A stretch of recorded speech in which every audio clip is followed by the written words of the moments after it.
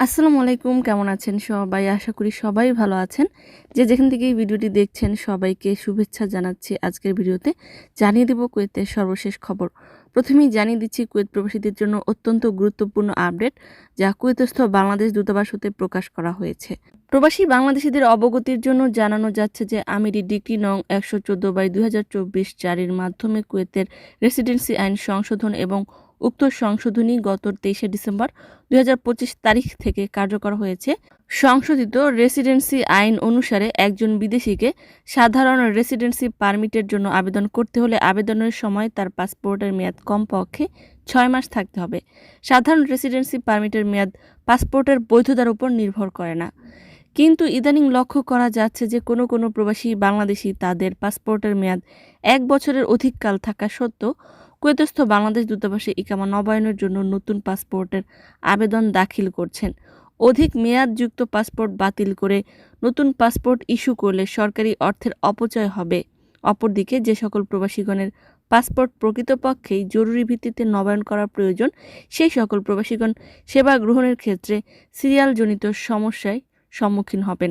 এমত অবস্থায় সরকারি সম্পদের অপচয় রোধ, জরুরি সেবা গ্রহীতার অগ্রাধিকার প্রদান ও সময়বদ্ধ কর্মপরিকল্পনা অনুসারে পাসপোর্ট সংক্রান্ত সেবা প্রদান নিশ্চিত করার লক্ষ্যে কুয়েতে বসবাসরত প্রবাসী বাংলাদেশিদের ইকামা নবায়নের আবেদনের দাখিলের সময় যে সকল আবেদনকারীর পাসপোর্টের মেয়াদ ৬ মাসের অধিক থাকবে তাদেরকে নতুন পাসপোর্টের আবেদন দাখিল করতে নিরুৎসাহিত করা হচ্ছে। অর্থাৎ যাদের পাসপোর্টের মেয়াদ ৬ মাসের অধিক রয়েছে তারা যেন অনলাইনে ই পাসপোর্টের আবেদন না করেন। জানিয়ে দিচ্ছি একটি দুর্ঘটনার আপডেট। কুয়েতের সুলাইবিখাত এলাকায় কয়লা থেকে কার্বন মনোক্সাইড গ্রহণের পর ৩ জন ব্যক্তিকে হাসপাতালে ভর্তি করা হয়েছে। সুলাইবিখাত এলাকার মরুভূমিতে খেমার মধ্যে ৩ জন ব্যক্তি ঘুমাচ্ছিলেন, যেখানে কয়লা জ্বলছিল। সেখান থেকে কার্বন মনোক্সাইড গ্রহণের পর তারা অসুস্থ হয়ে পড়ে। তাদেরকে ঘটনাস্থলেই চিকিৎসা প্রদান করা হয় এবং আল সাবা হসপিটালে ভর্তি করা হয়।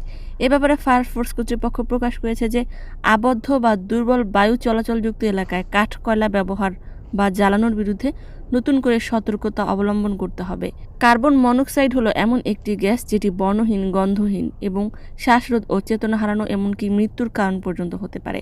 এ ব্যাপারে আরও প্রকাশ করা হয়েছে যে কয়েকটি সতর্কতা অবলম্বন করতে হবে, যেটি কয়লা জ্বলন্ত অবস্থায় ঘুম এড়িয়ে চলতে হবে, অর্থাৎ ঘুমানো যাবে না।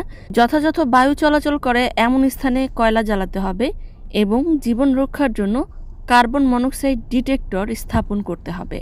অপরদিকে স্বরাষ্ট্র মন্ত্রণালয় একটি অভিযানের ব্যাপারে প্রকাশ করেছে যে ২৬শে জানুয়ারি ২০২৬ তারিখে জিলিপ আল সুয়েক এলাকায় একটি নিরাপত্তা অভিযান পরিচালনা করে এবং এই অভিযানের ফলে বিভিন্ন মামলা ও আইন লঙ্ঘনের সাথে জড়িত থাকার অভিযোগে ৫ জনকে আটক করা হয়েছে। সেই সাথে লাইসেন্সবিহীন সবজি রক্ষণাগার এবং লাইসেন্সবিহীন একটি নাপিতের দোকান জব্দ করা হয়েছে। নিয়ম লঙ্ঘনের জন্য একজন রাস্তার বিক্রেতাকে আটক করা হয়েছে। গ্রেফতারি পরোয়ানা জারি করা একজন অভিযুক্ত ব্যক্তিকে আটক করা হয়েছে। আইনি প্রক্রিয়া সম্পন্ন করার পর ২ জনকে বহিষ্কার করা হয়েছে। বিভিন্ন মামলায় জড়িত থাকার অভিযোগে ৩ জনকে গ্রেফতার করা হয়েছে। পৌরসভা কর্তৃক ২টি লঙ্ঘন জারি করা হয়েছে। নিয়ম লঙ্ঘনকারী ২টি বাড়ি বিদ্যুৎ থেকে সংযোগ বিচ্ছিন্ন করা হয়েছে।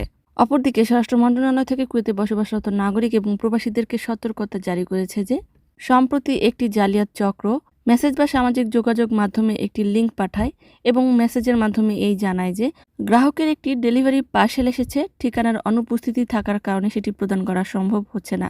প্রদত্ত লিঙ্কে ক্লিক করে যেন সঠিক তথ্যগুলো পূরণ করা হয়। এটি সম্পূর্ণ ভুয়া এবং জালিয়াতি চক্রের কাজ। এই লিঙ্কে প্রবেশ করার সাথে সাথেই জালিয়াতির সম্মুখীন হতে হবে। তাই যে কোনো ধরনের অপরিচিতদের প্রদান করা লিঙ্কে ক্লিক করা থেকে সতর্কতা অবলম্বন করুন। সম্মানিত ভিউয়ার্স, আজকের মতো এই ছিল আপডেট। পুরো ভিডিওটি দেখার জন্য ধন্যবাদ। এই ধরনের ভিডিও পেতে চাইলে ইউটিউব চ্যানেলটিকে সাবস্ক্রাইব করে দিবেন, ফেসবুক পেজটিকে লাইক এবং ফলো করে দিবেন। যারা পূর্বে করেছেন সবাইকে ধন্যবাদ। আজকের মতো বিদায়। আল্লাহ হাফেজ।